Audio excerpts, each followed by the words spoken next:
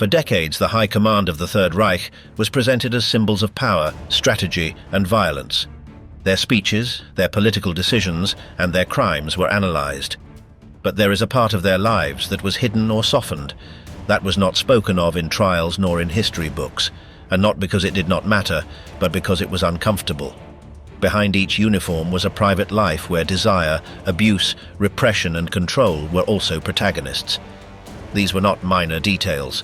Their relationships, their obsessions, and their sexual practices revealed much about how they understood power.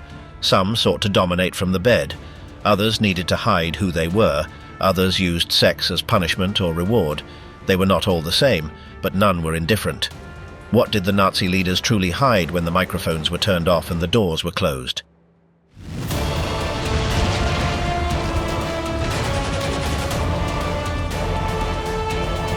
Young Hitler, repression, isolation, and denied desire. Since he was a teenager, Hitler said he wanted to be an artist, nothing to do with office jobs or boring tasks. But between the ages of 16 and 25, he did not do much. He spent his time wandering aimlessly, as if he were searching for what to do with his life. Not everything is known about that period, but there are clear facts. In June of 1905, his mother, who had been widowed since 1903, sold the family house in Leonding. She moved with her two children, Adolf and Paula, and her sister Johanna to number 31 Humboldtstrasse in Linz. Adolf was 16 years old and still attending school in Steyr, about 80 kilometers away. During the week he stayed there. He finished the school year with poor grades and without any diploma. He left school that same year. Afterward, without studying or working, he spent his days drawing and painting. At that time he met August Kubizek, another young man with similar ideas. They became inseparable. Sometimes they spent hours talking about opera and art. They lived together for a while in a boarding house in Vienna. They shared a room and routine. Kubizek said that Hitler was intense, even a bit obsessive. He did not like sharing him with other friends. It annoyed him if he went out alone or talked to someone else. For a while they went to the theatre every day and discussed every detail of what they saw. Hitler dreamed of being an opera director. He even invented stage productions. Sometimes he said others did not understand his talent. He shut himself off in his own world. He read a lot, wrote scenes, and criticized everything that did not fit his way of seeing things. Kubizek recalled how Hitler would get upset if something did not go his way. When Hitler's mother fell ill in 1907, he returned home. She died in December of that year.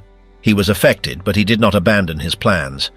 In January of 1908, he went to Vienna to try to enter the Academy of Fine Arts. He failed the exam. He was not accepted. But he did not give up.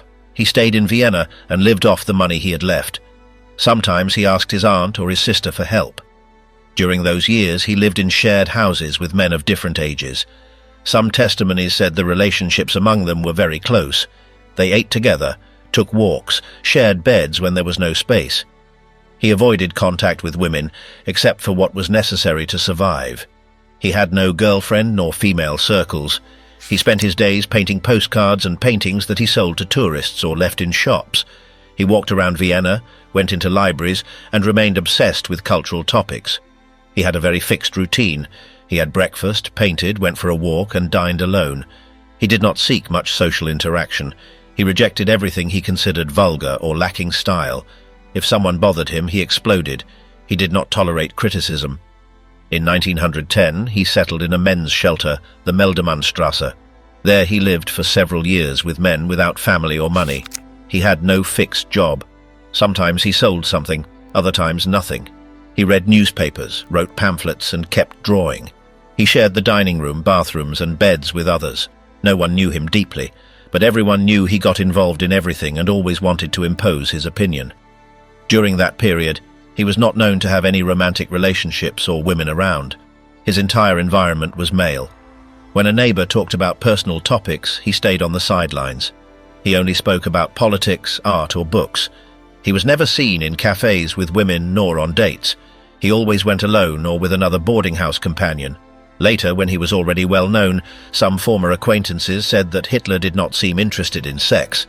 It was not known whether this was by choice or due to some personal issue, but the truth is that he avoided any intimate contact. He preferred control and distance. That attitude lasted for years. In 1913, he moved to Munich. He said it was for artistic reasons, but also because he could no longer afford his life in Vienna. He took everything he had in a couple of suitcases. There began another stage, also marked by the same routine: isolation, art, men around him, and little contact with the real world. That was his youth, a mixture of seclusion, rigid ideas, rejection of everything he could not control, and a life surrounded only by men.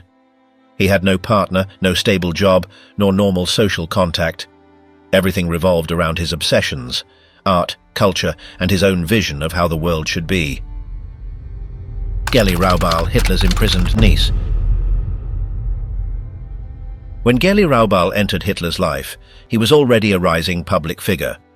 Geli was the daughter of his half-sister Angela, and she moved with her mother to live in Hitler's apartment in Munich in the late 1920s. She was a little over 20 years old, studied singing, and was seen as a cheerful girl with character and unafraid to speak her mind.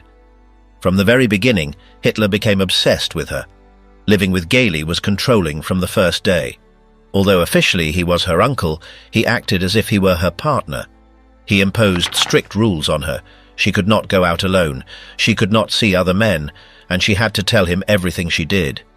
He read her letters, checked her things, and decided with whom she could speak. If something displeased him, he exploded. He shouted, slammed doors, and threatened to throw everyone out. Geli, who at first tolerated it, began to feel suffocated. She wanted to go out, attend parties, meet people, but Hitler kept her locked in. He even hired bodyguards to follow her. He said it was for her safety, but in reality it was surveillance. She complained several times to her mother, but Angela did little. She knew the house, the money, and the comfortable life depended on Hitler's mood. The arguments between them were constant. Geli shouted, he responded with more shouting. Neighbors heard loud fights. Some close friends said she would tear up letters, throw things, demand that he let her go. He could not stand it. The idea that Geli might leave with someone else drove him crazy. Once he even tried to forbid her from taking music lessons with a male teacher out of jealousy. Geli wrote to friends saying she could not take it anymore.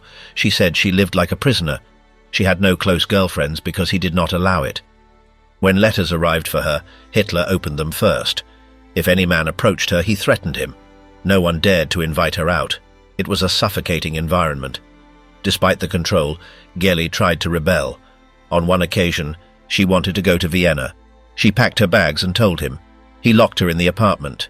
He would not let her leave. When she insisted, he told her that if she left, she would never see him again. It was clear this was not a normal relationship. It was pure and hard dependence. No one could intervene. Hitler had power and used it to keep her close. In September of 1931, the situation reached its limit. After another violent argument, Geli was found dead in her room with a gunshot to the chest. The gun belonged to Hitler. The official version was suicide, but there was never a clear investigation. The police closed the case quickly. He had contacts and money. A few days later, the apartment was cleaned and shut. Geli's body was taken to Vienna for burial. Hitler did not attend the funeral. He locked himself away for days. He said he was devastated. Some said he cried non-stop, others that he spoke to no one. From that moment on, he placed a photo of Geli in his home, in his office, even in his bedroom. He said she was the love of his life. Over time, rumors began. Some said the relationship was not just that of uncle and niece. Others spoke of strange sexual practices, of violent games, of uncomfortable scenes. Nothing was ever proven, but the comments circulated in Vienna and Munich. Hitler never spoke publicly about the matter again. If someone mentioned it, they were removed from his circle. After Geli's death, Hitler changed his behavior. He became colder, more withdrawn. He said he would never love anyone again. In reality, he never again had an open relationship.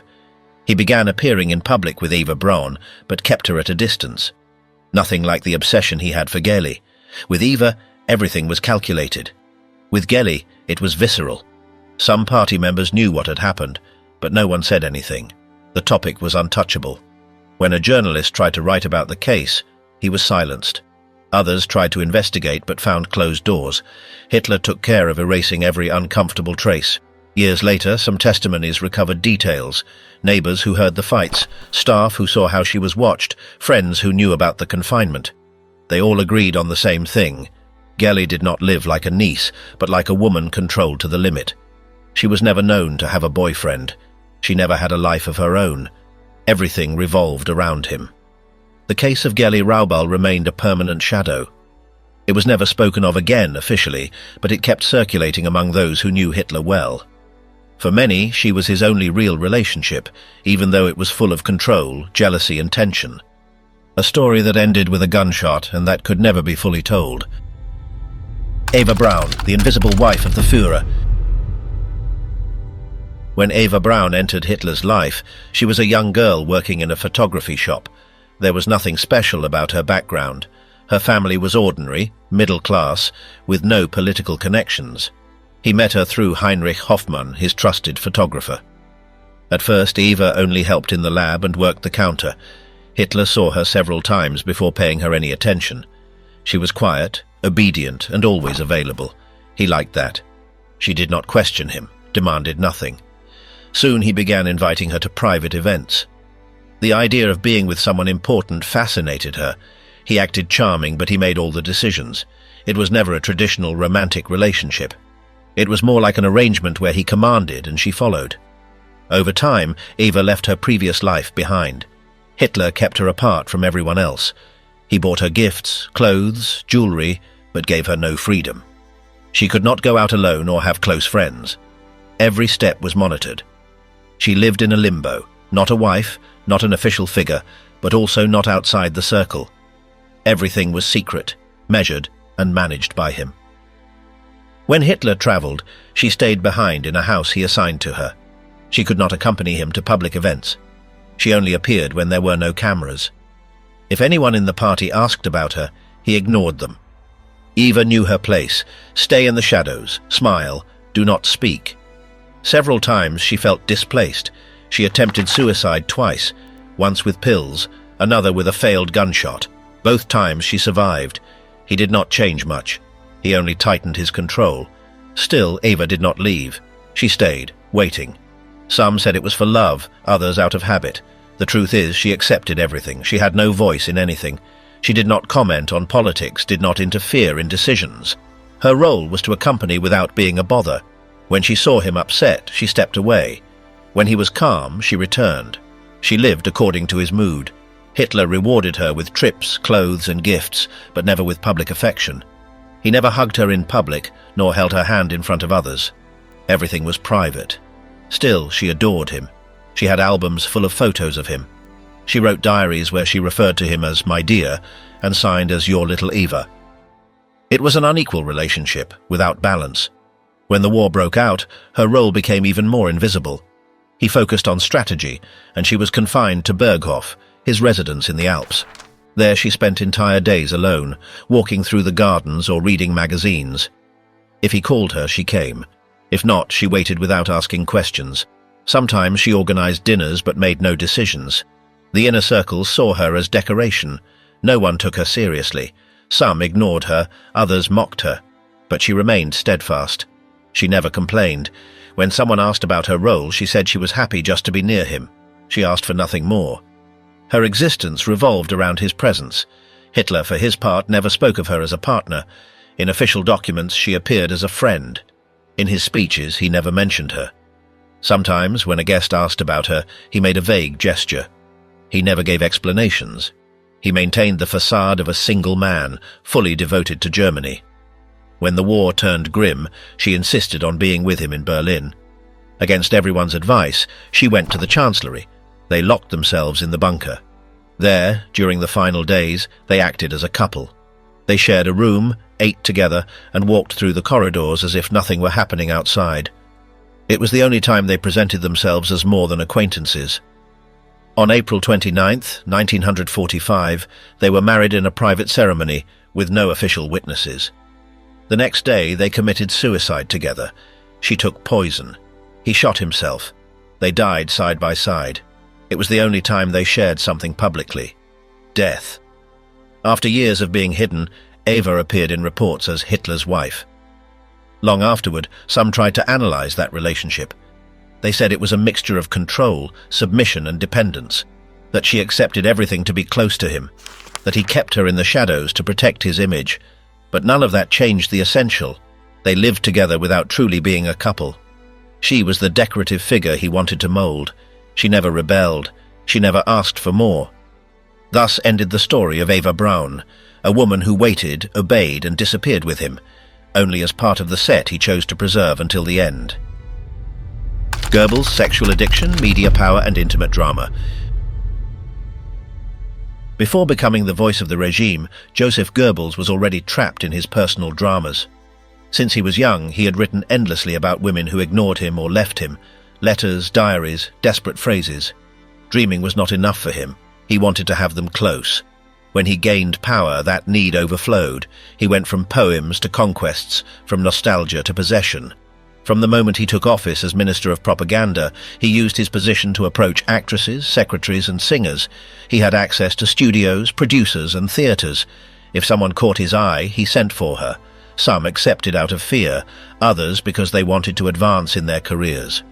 With all of them, he followed the same pattern. He won them over quickly, controlled them, and then discarded them. His wife, Magda, knew what was happening. At first, she turned a blind eye. Later, she began to suffer in silence. Sometimes she cried, sometimes they argued, but she never left him. She too had an image to maintain. They were the ideal couple of the Reich. In photos, they appeared smiling, surrounded by their children. At home, things were different. Goebbels wrote everything down. Every affair, every encounter, every rejection.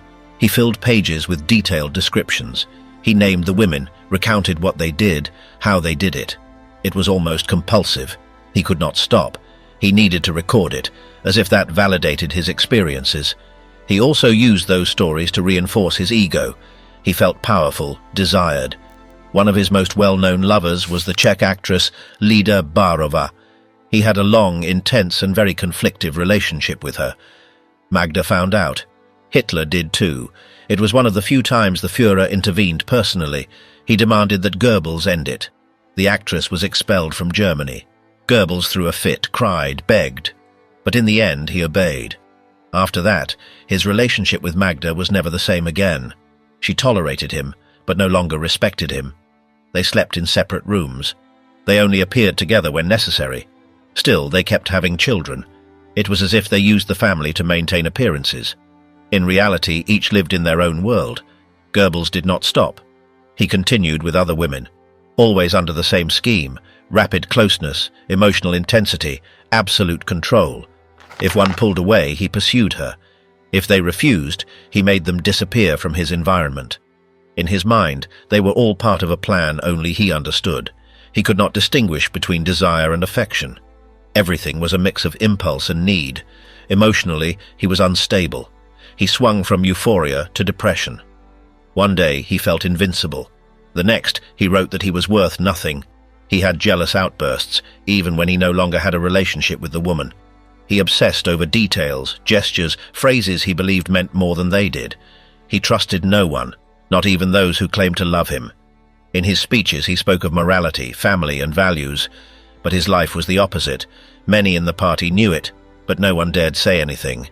He was Hitler's trusted man, the one who controlled the press, the radio, the cinema, the one who could destroy a career with a single order. He had too much power. His relationship with Hitler was also strange. He admired him, imitated him, needed him. But at the same time, he wanted to be like him. He compensated for his insecurities with constant flattery. In public, he never left his side. In private, he wrote down every word he said. He saw him as a model, but also as an unreachable rival. With Magda, the situation grew colder over the years. She took refuge in their children, he in his lovers. But they stayed together. They knew separating was impossible. Hitler would not allow it, and their public image had to be preserved. When the war progressed and things got difficult, his personal world also crumbled. In the final months of the regime, Goebbels wrote with desperation. He spoke of loyalty, of death, of not surrendering. He became more radical, more violent. Magda, in silence, followed him. She knew the end was near. There was no escape. In April of 1945, they locked themselves in the Berlin bunker with their children. There, during the final days, he showed another face. He was no longer the seducer nor the propagandist. He was a defeated man, trapped with no way out. Magda decided she would not let her children live in a world without Nazism. Together they planned to kill them.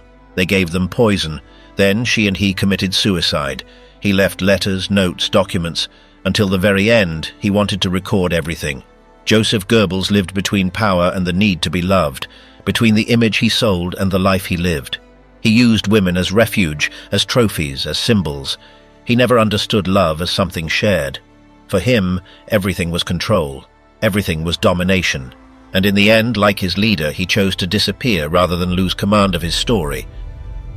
Goering, excess, private spectacle and double standards. Goering liked to attract attention, not just at official events but also at home, in his clothing, in every gesture. He was exaggerated, theatrical, and made no attempt to hide it. Surrounded by luxury, glittering garments, and a daily consumption of morphine, he moved between whims, power games, and a way of experiencing sex that mixed coldness with spectacle. He did not seek pleasure. He sought staging. From a young age, Goering showed a grandiloquent personality.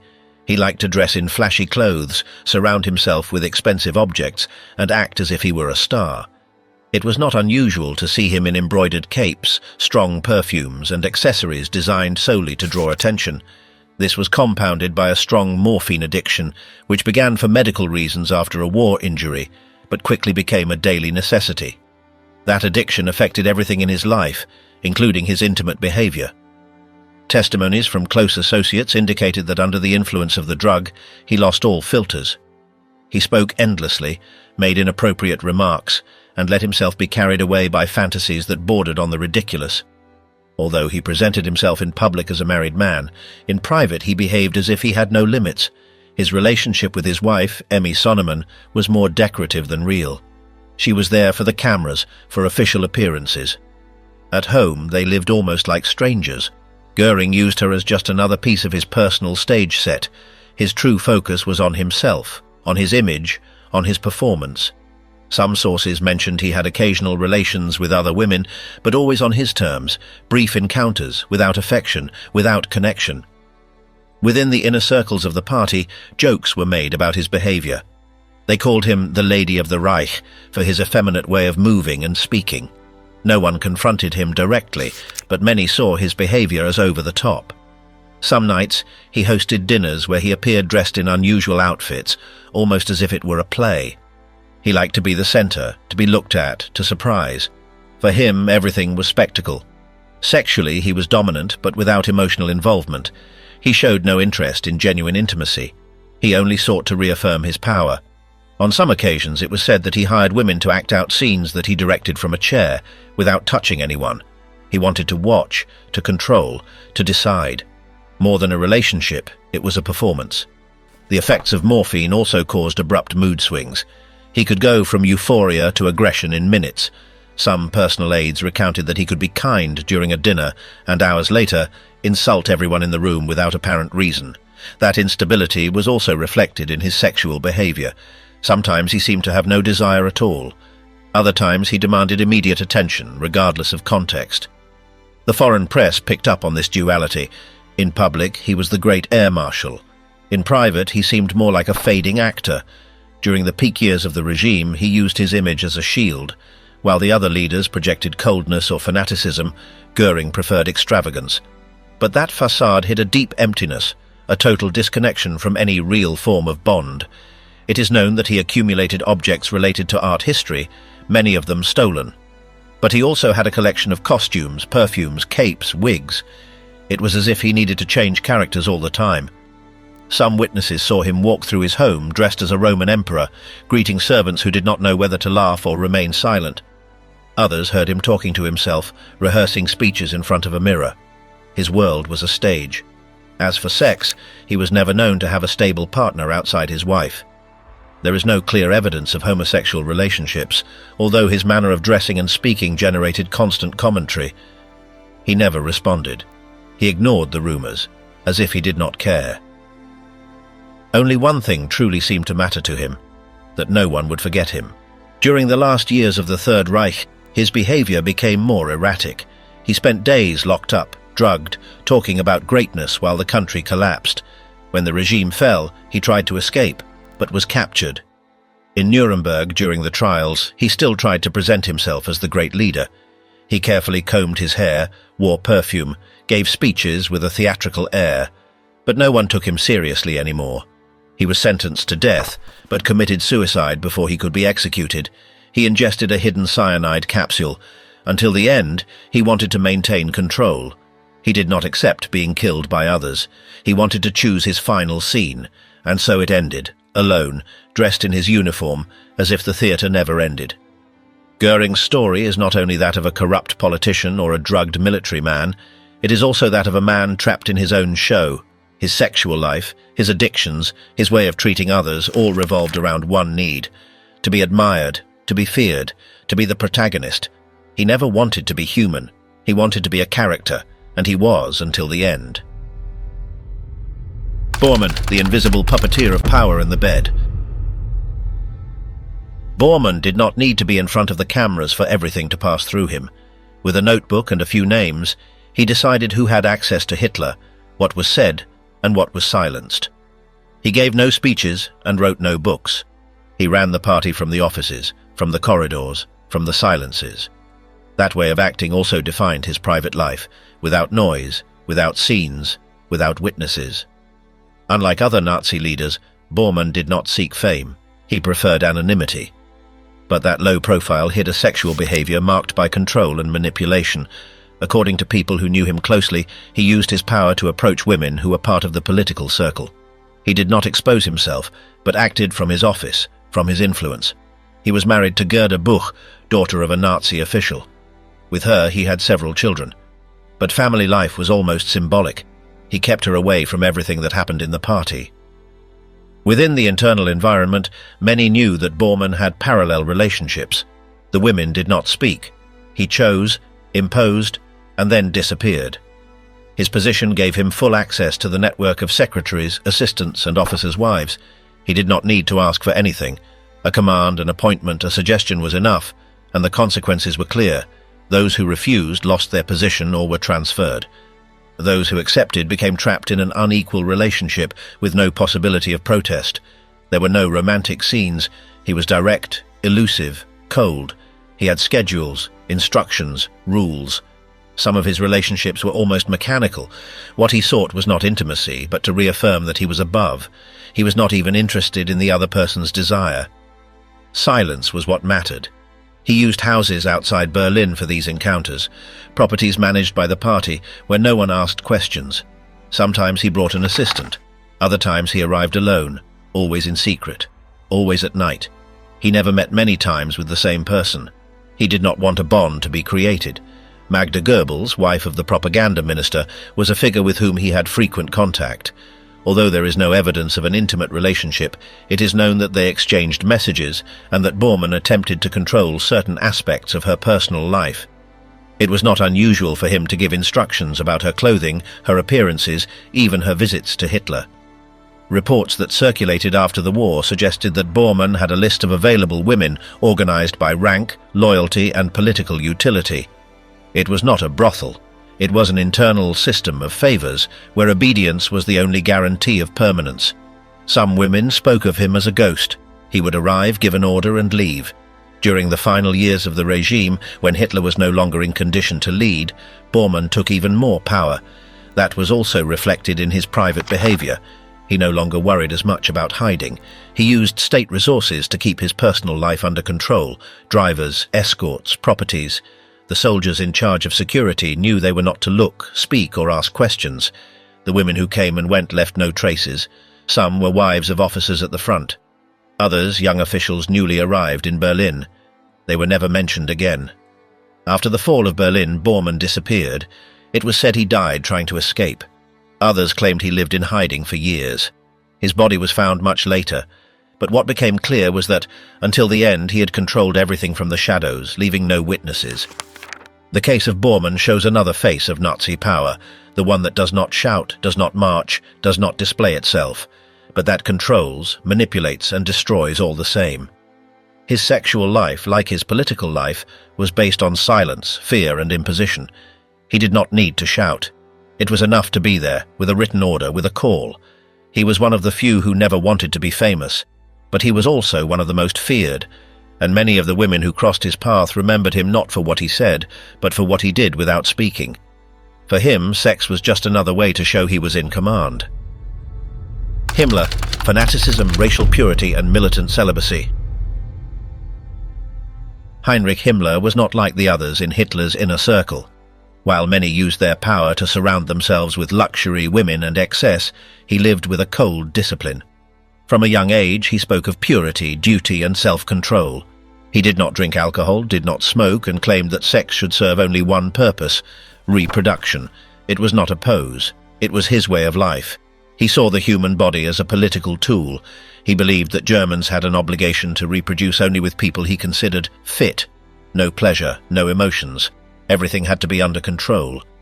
That is why he promoted one of the regime's most sinister projects, Lebensborn, a program for racially pure women to bear children of SS officers without the need for marriage. The Lebensborn system had special clinics. Women were selected, evaluated, and if they passed the filters, they became pregnant by chosen soldiers. Then those children were raised as future members of the regime. Many mothers had their babies taken from them. It was a plan to manufacture Germans to specification. Himmler saw it as a patriotic duty. At the same time, he despised any other form of sexuality. He did not tolerate homosexuality. He considered it a threat to birth rates. Nor did he permit improper relationships, according to his racial criteria. His view was so rigid that even his own romantic relationship seemed more like an ideological alliance than an emotional bond. He lived apart from his wife most of the time, and with his mistress he maintained a measured, controlled relationship. Himmler surrounded himself with symbols, rites, uniforms, repeated phrases. Everything was oriented toward generating order and obedience. In that environment, free sexuality had no place. He promoted chastity before marriage and absolute fidelity afterward. Although he knew many did not follow this, he insisted. He ordered inspections, monitored the morality of his men. Internal reports described him as dry, incapable of showing affection. In meetings, he focused on data, statistics, reports.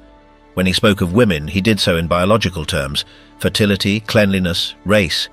He showed no interest in beauty or desire. Only the reproductive function mattered. His obsession with purity reached absurd extremes. He wanted SS members to submit reports on their relationships. He reviewed the backgrounds of girlfriends, even of wives. If something did not match his standards, he blocked the marriages. Many officers were frustrated, but no one dared to disobey. Despite all that control, he had a relationship with his secretary, but even that was not free. The relationship followed the rules he imposed on others. She had to be discreet, loyal, without demands. They had a daughter whom he acknowledged without giving her a public role. For Himmler, feelings were secondary. The main thing was to maintain the image of order. During the war, he oversaw camps where women were forced to bear children, others were sterilized, and many more were killed for not meeting his standards. All of this was part of his idea of social engineering. In his logic, bodies were pieces to be used or discarded according to political goals. He created special houses where imprisoned women were forced to have sex with soldiers as a reward for service. Even those practices were organized with strict rules. Women were examined, classified, and if they did not meet the requirements, they were removed from the program, all under Himmler's command. Personally, he was reserved, almost cold. He did not show emotion in public. There were no known spontaneous displays of affection, not with his wife nor with his mistress. With his children, he was distant. He saw them as part of his familial duty, not as an emotional bond. He wrote them letters that spoke more of values than of feelings. His diaries show a mind obsessed with control. Every movement was planned. He recorded details of meetings, inspections, even medical reports of subordinates. In everything he wrote, there are almost no references to emotions, only to duties, failures, corrections. When the regime collapsed, he tried to negotiate with the Allies, as if his role could be justified. He was captured in disguise, trying to escape. Upon being identified, he committed suicide with a cyanide capsule. He left no personal notes. He said goodbye to no one. He died in the same way he lived, without showing anything beyond duty. Himmler built a world where sex was not an experience, but a function, a tool to shape society. His way of living reflected his ideology: order, control, coldness. There was no room for desire, for pleasure, or for love. Only for rules, numbers, and obedience. He was one of the regime's most systematic minds, and his vision of the human body as a political object left scars still studied today with horror.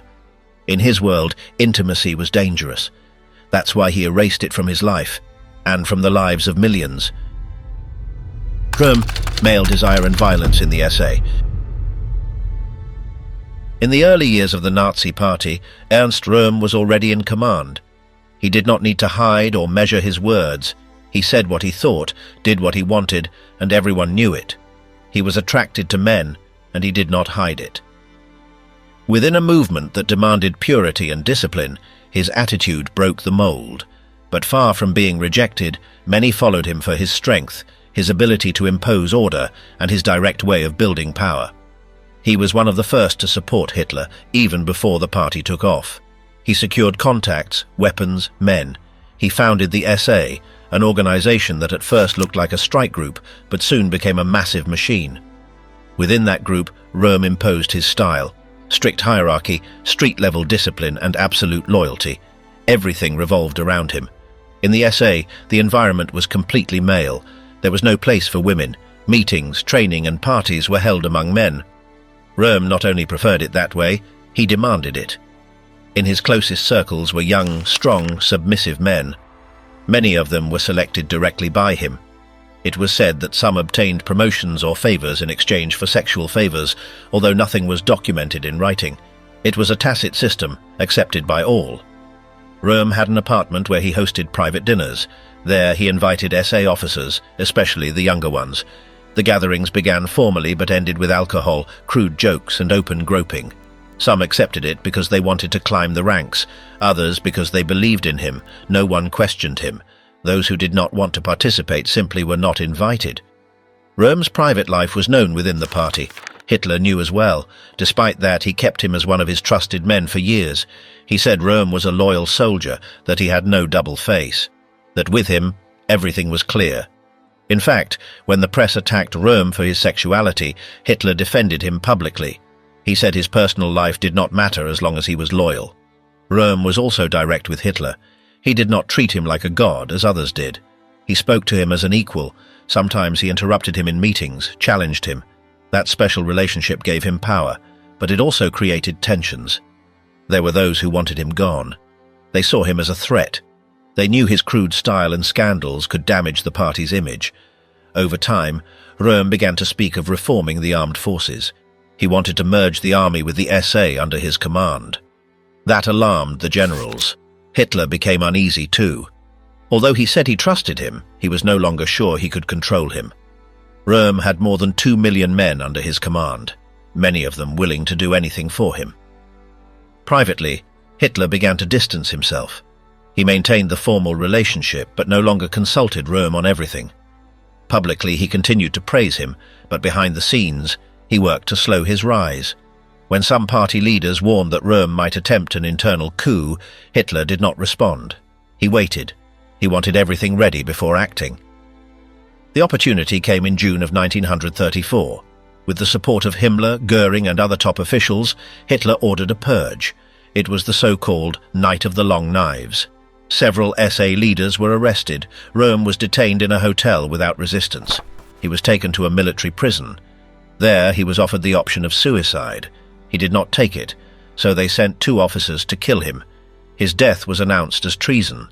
They said he was plotting a coup against the Führer. The truth was never investigated. Hitler controlled the narrative. He said he had acted for the good of the country. Most believed it. Others stayed silent. Thus ended the career of one of the few men who dared to speak to Hitler as an equal. After his death, the SA was gradually dismantled. The SS took control. The atmosphere became colder, more hierarchical. The camaraderie that existed in Röhm's time disappeared. Traces of his personal life were erased. Photos, letters, testimonies were eliminated. He became a forbidden topic. But those who were close to him remembered everything. They knew how he operated, how he used sex as a weapon, as a reward or punishment. They knew that for him it was not a taboo, but a way to measure loyalty. And they knew that his downfall was not because of his sexuality, but because of his ambition. because he wanted to be more than Hitler, and that, in that regime, was unforgivable. Ernst Röhm was a mix of brutal soldier, gang leader and father figure to many aimless young men. For some, he was a mentor, for others, an abuser. For Hitler, he was useful, until he wasn't. His story shows how power and desire can mix without rules, without shame, and without limits, until someone decides it's time to erase everything. Thus ended the man who turned the SA into a feared force, with a gunshot in a cell, alone, without trial, without defense, like so many others of that era, like so many others who thought power protected them from everything. Hess, Abstinence, Madness and Nazi Mysticism. Rudolf Hess was one of Hitler's earliest followers, but over time his figure became increasingly strange, more detached from the hard core of power. Though he held important positions, his world lay elsewhere. He was not interested in practical politics, but in esoteric ideas, symbols, and invisible forces. Within the inner circles, he was mockingly called Fräulein Anna. That nickname was not accidental. Hess had a very different personality from the other Nazi leaders. He was reserved, delicate in his manner, obsessed with purity, the body, and health rituals. He practiced physical exercise with extreme discipline, ate only natural foods, and avoided everything he considered toxic to the soul. But the most curious thing was his closeness to occult environments. From a young age, he showed interest in mysticism. He read about astrology, energies, and ancient cultures. Already in the 1920s, he frequented groups that combined nationalism with spiritual ideas. They believed Germany had to be strong not only militarily, but also spiritually. For them, the body was a channel, and sexuality had to align with higher energies.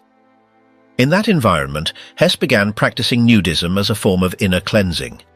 He participated in retreats where attendees undressed in groups, did breathing exercises, and spoke of the body as a temple.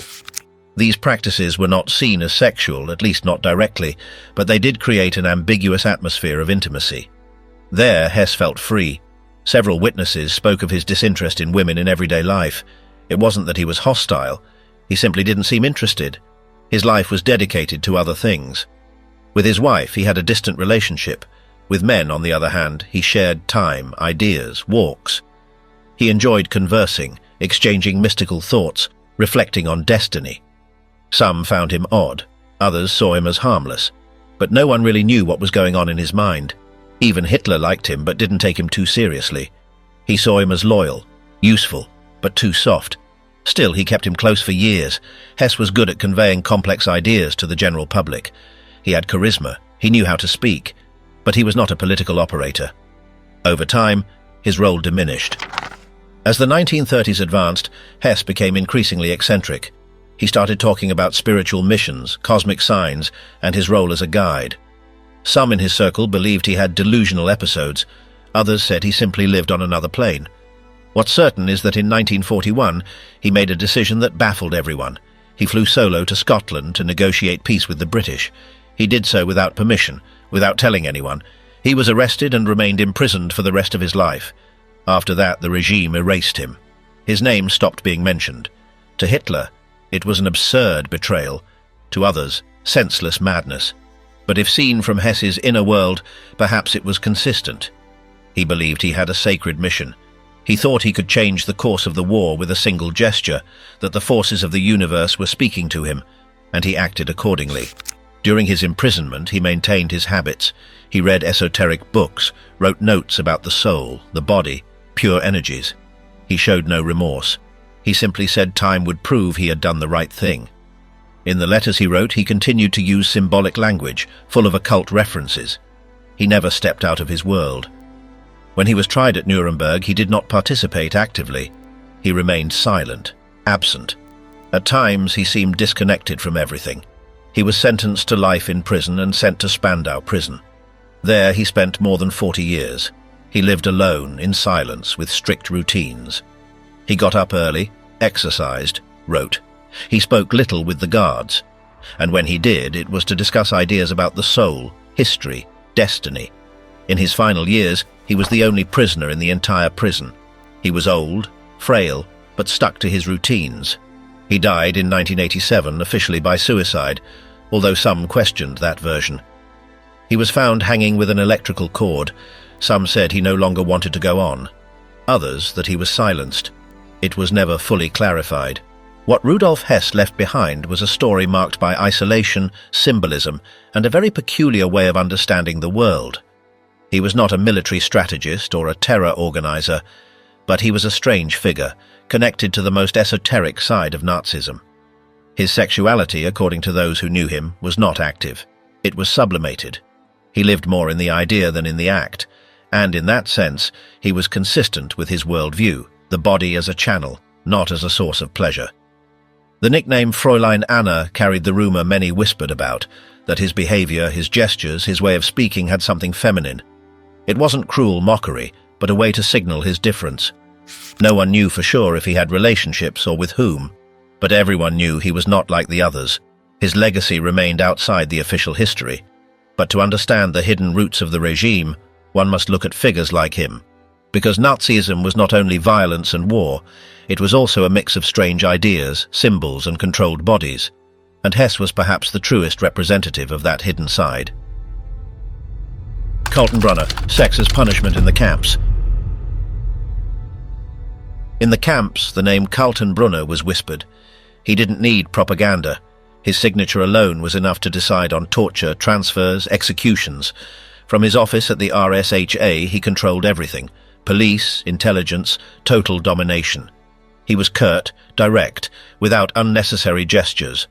And beyond the reports and files, he also had a sick obsession with mixing sex and punishment. Sometimes he didn't even speak. He just made things happen. It wasn't enough for him to give orders. Sometimes he wanted to be there in person, overseeing what took place. He visited camps like Mauthausen and Sachsenhausen, and not as a bureaucratic inspector. He entered the barracks, walked among the bodies, gave orders with contempt.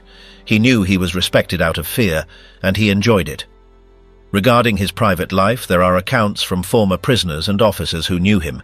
They said he displayed an almost clinical obsession with total control. For him, sex was not about pleasure. It was a tool. Multiple testimonies placed him selecting young Jewish women for special interrogations. In those encounters, beatings, threats, and abuse were mixed with extreme control tactics. It wasn't a sporadic practice. It was part of his routine. Medical staff who worked nearby reported that many women left those sessions visibly traumatized, bearing signs of abuse. Some never spoke again. Others disappeared afterward. No one around him dared to question him. His position was too high, his reputation too dark. Beyond direct abuse, he used his authority to allow systematic abuse by trusted soldiers. He selected victims, gave free rein, and then erased all traces. He ensured that medical records reflected nothing. The women who survived were scarred, not only physically but by forced silence. In internal documents, these actions never appeared. Everything was disguised as necessary interrogation or disciplinary measures. But there were many witnesses. Even some Nazi collaborators admitted after the war that Kaltenbrunner crossed every line. His family life was pure facade. He had a wife and children, but they lived apart. He preferred to move among brothels, disguised prostitution rings, and houses where he kept women under threat. He gave them clothes, food, promises, but everything came with conditions. If they disobeyed, they ended up in a camp. He had a type: young, vulnerable, unprotected women. He preferred them not to speak German, so they wouldn't confront him. Those who rebelled were punished without hesitation, and he used guards to set an example for others. His cruelty wasn't just sexual, it was methodical. He needed everyone to know he was in charge. In the camps where he spent the most time, special rooms were installed, with reinforced beds, double locks, and thick walls. He spent long periods there without disturbance. What happened inside remained shrouded in silence. Upon leaving, he maintained the same coldness as always, as if nothing had happened. After the regime collapsed, he tried to flee. He hid with fake documents, changed clothes, tried to go unnoticed. But he was captured. During interrogations, he denied everything. He claimed he was just a bureaucrat, that he had ordered nothing illegal. But the witnesses came, one after another, and the evidence was overwhelming. In Nuremberg, he tried to present himself as a cold, detached man who simply followed orders, but his past crushed him. Prosecutors read testimonies from women, medical reports, intercepted letters. Every time the abuses were mentioned, he looked down. He never apologized, never explained why. He was sentenced to death. And until the end, he showed no remorse. He only said that history would judge him. His execution was swift, but the scars he left were long-lasting. In the camps where he had been, his name still evokes fear. Ernst Kaltenbrunner represented the rawest face of sexual power turned into a weapon. He did not seek company, nor pleasure, nor affection. He only wanted to break bodies, silence voices, erase identities. His story is that of a man who used his position to destroy from within, and who turned sex into an act of silent war. The Doctors of the Reich: Bodies, Science and Systematic Abuse. The doctors of the Third Reich were not merely men in white coats with university degrees. Many of them, behind the veil of scientific discourse, used their positions to exert power, control bodies, and turn sexuality into just another experiment. Medicine, in the hands of figures like Mengele, Brandt or Klauberg, became a field of abuse, cruelty, and intimate destruction. In Auschwitz, Josef Mengele became the symbol of a doctor who did not heal but chose who would be destroyed first. His obsession with twins led him to separate boys and girls, inject substances, perform procedures without anesthesia, and force pregnancies on weakened women solely to observe the outcomes. For him, sex and reproduction were not human aspects, they were laboratory variables. Mengele selected young women for procedures with the sole purpose of observing their physical suffering. He forced them to undress before groups of doctors, took notes on their bodies, applied invasive treatments without justification. Some survived to tell the story, others disappeared after days of continuous pain. Karl Klauberg, for his part, dedicated himself to developing sterilization techniques. He did not seek a real medical solution. He wanted quick methods to prevent undesirable women from having children. He applied chemical substances to the uterus, used radiation, and deliberately induced infections. Victims suffered hemorrhages, severe infections, and intense pain. In many cases, their deaths went unrecorded. These acts were not hidden. Such experiments were known to the camp hierarchy. Doctors were allowed nearly everything. They had their own zones, their own rules. If a prisoner resisted, she was eliminated. If she screamed, no one came. Bodies were considered replaceable, and sex just another tool of humiliation. Karl Brandt, Hitler's personal doctor, oversaw the euthanasia program, but also participated in studies related to sexual and reproductive endurance. Women with physical disabilities were ordered into forced intimate situations under supervision to assess their capability. Sometimes prisoners were used, other times soldiers. The goal was not pregnancy, but a series of technical reports without any human purpose. Forced abortions were also conducted. If a woman became pregnant and did not belong to the Aryan group, she was either eliminated or turned into an object of observation. Many underwent terminations without anesthesia.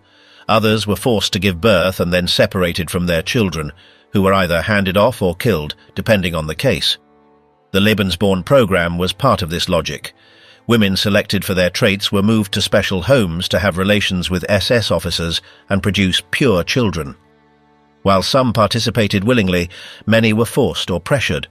They could not refuse. Their bodies were considered state property. Doctors oversaw the entire process. They conducted physical evaluations, measured proportions, took notes. If a woman did not meet standards, she was discarded. If she did, she was assigned a breeder and monitored for months. It was a form of structured and legalized violence. In the camps, venereal diseases were also used as excuses for testing. Healthy women were deliberately infected with syphilis or gonorrhea for observation. The effects were recorded. Some went blind, others suffered severe internal damage. Doctors were not looking for a cure, only collecting data. If a victim died, the result was noted, and the testing continued with another. At Ravensbrück, many women recounted being examined weekly by doctors who touched them unnecessarily. They underwent gynecological exams without protection, without medical explanation, as part of a routine of systematic humiliation. In other camps, doctors tolerated soldiers abusing female prisoners, as long as it did not interfere with the experiments. Sometimes these acts were recorded as part of the studies. In others, they were simply ignored. Silence was part of the system. Not all doctors participated directly. Some simply signed authorizations, but they knew exactly what was happening. No one was unaware, and those who opposed it, if any did, left no trace. After the war, several were tried. At the Nuremberg trials, the medical case was one of the most shocking. Victims showed their scars, told their stories. Documents, photographs, and medical diaries revealed a cruel logic in which the human body had no value. Many of these doctors were convicted. Others escaped. Mengele fled to South America. Klauberg was arrested but died before completing his sentence. Brandt was executed. But the system they created remains recorded as one of the most extreme examples of how science can be used to destroy. In that context, sex was stripped of all intimacy. It became a tool of pain, a technique of control, a method of punishment. The women who endured those practices were marked for life. Some never spoke again. Others gave testimony so it would not happen again. Nazi doctors were not just executors. They were abusers in lab coats. They used their positions to destroy bodies from within, to eliminate anything that did not fit, to prove that even the most intimate aspects of life could be annulled by ideology. They did not seek to heal, only to impose total control. Hitler, according to the US, the sexual secrets of the OSS file. During the final years of the war, the US government commissioned a secret analysis of Adolf Hitler's mind. It was conducted by psychiatrist Walter C. Langer and became a unique report, not propaganda, but a detailed clinical study based on interviews with people close to the dictator and public records. The results were disturbing. Langer did not focus solely on political behavior. He wanted to understand what was happening in Hitler's personal life, and he found things that were not easy to digest. According to the testimonies he gathered, Hitler had a complicated relationship with sex. He was not someone with an uncontrolled appetite. On the contrary, he avoided it. But that didn't mean he was indifferent. Quite the opposite. His sexuality was repressed, distorted, and full of obsessions. The report indicated that Hitler showed clear signs of impotence. It was not just a lack of desire, but physical incapacity. Some women who had been close to him mentioned that there was never any real intimate contact. There were accounts of scenes where he asked to be watched, to observe without participating. In some cases, he asked for humiliating behaviors, where he took a passive role and the other person had to act alone. One of the most controversial revelations of the document was an alleged fixation on extreme situations of degradation. One source claimed that Hitler showed arousal when witnessing degrading scenes, although this could not be confirmed with direct evidence. It was included in the report due to recurring mentions in various accounts. There was also talk of an obsession with death, not in the literal sense of relations with corpses, but a pathological attraction to immobility, rigidity, and the absence of life. According to some testimonies, Hitler only felt at ease with women who appeared totally submissive, almost lifeless. This attraction to stillness was linked to his need for absolute control. The most notorious case was that of his niece, Geli Raubal. Her story, her suicide, and the rumors surrounding it were already known. The report gathered statements describing a sick relationship in which she couldn't do anything without his permission. It was even said that Hitler forced her to pose nude or adopt uncomfortable positions. None of this was officially documented, but the consistency among sources was taken seriously. Another key point of the report was how Hitler used power as a substitute for sex. According to the analysts, unable to have a normal, intimate life, he poured all his energy into dominating others. Pleasure came not from physical contact, but from absolute control. Every speech, every order, every applause was a way to compensate for what he lacked in private. Experts also examined his relationship with Eva Braun. On the surface, it seemed like a traditional couple, but in reality, she lived isolated, with no contact with the political circle, confined to separate rooms, with no say in anything. It was said Eva attempted suicide more than once. What surprised observers most was how Hitler kept her close, yet distant. They didn't share a true, intimate life. She was more of a decorative figure. The report suggested that the entire relationship with Eva was staged, something for public display, but not functioning as a real emotional bond. Hitler did not want a partner. He wanted someone who wouldn't bother him, who would be available when he wished, and who demanded nothing. Possible childhood traumas were also analyzed. His relationship with his mother, whom he adored, and with his father, whom he feared, was discussed. This mix of excessive affection and constant fear may have created an unstable psychological structure. Some specialists suggested this shaped his way of relating to women, total dependency or absolute rejection. There was no middle ground. Even his inner circle described him as someone who avoided physical contact. No hugs, caresses, or gestures of closeness were known. He greeted with a wave, kept his distance. In private, he was dry, monotonous. He only appeared animated during speeches. It was as if he could only feel something when being applauded. Another highlighted point in the report was his fixation on cleanliness. Hitler hated strong odors, bodily fluids, any kind of physical disorder. This obsession with cleanliness aligned with his views on race, order, and uniformity. It was also a way of justifying his rejection of the body and intimate contact. OSS psychiatrists concluded that Hitler was not simply a man with sexual disorders. He was someone who had replaced intimate life with power. His need to control, to organize, to punish, came from an inability to connect with others on a human level. Every gesture, every decision, every crime was driven by deep repression. The report was never officially published during the war, but decades later, it became key to understanding the darkest parts of his personality. It didn't explain everything, but it revealed a dimension rarely shown, that of a man broken inside, hiding his fears behind a uniform and a podium. The image of the strong, decisive dictator contrasted with the profile assembled by analysts, a man insecure, incapable of maintaining real connections, isolated and obsessed with making sure no one knew what happened behind the closed door of his bedroom. That contradiction between the public and private persona was, according to the report, one of the keys to his extreme behavior. This study was not intended to excuse or humanize him. It was a tool to understand how someone could lead millions to death without remorse. And part of the answer lay in his relationship with the body, with desire, with death. In his world, everything human was dangerous. That's why he destroyed everything, including himself. What these men did in their rooms was not an isolated detail. It was connected to the way they ruled, punished, and controlled. Sex was not pleasure, it was a tool. Sometimes used to humiliate, other times to manipulate. Some used it to cover what they couldn't say in public. Others turned it into a ritual, a threat, or a reward. It wasn't accidental, it was part of the system. From the most well-known leaders to those who operated in the shadows, all left traces. In diaries, letters, reports, testimonies, nothing needs to be exaggerated. History is written. It's just that for years this part was avoided, because it showed another face of power, dirtier, more uncomfortable. Today it can no longer be hidden. It is clear that the terror of Nazism was not built only with uniforms, parades, and military orders.